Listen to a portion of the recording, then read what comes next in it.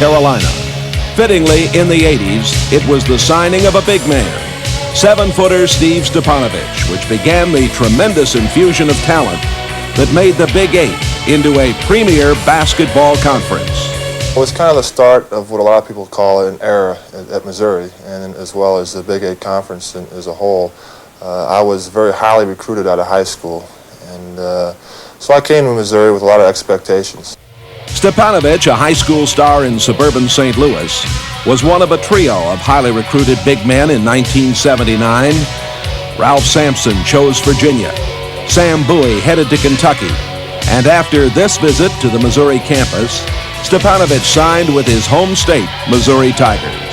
Basketball really had been very good, but overshadowed by football because football had been so outstanding. Basketball in the 50s and about the mid-50s had the top 1 and 2 teams in the country. But since that time, again, football had dominated. And then I think one big man really made a lot of change in the conference, and that was Steve Stipanovich. Stipo and fellow freshman John Sundvold were the cornerstones of Missouri teams that won 4 consecutive Big Eight championships and made 4 NCAA tournament appearances. It was also during the Stipanovich-Sundvold years that Missouri achieved its first #1 national ranking.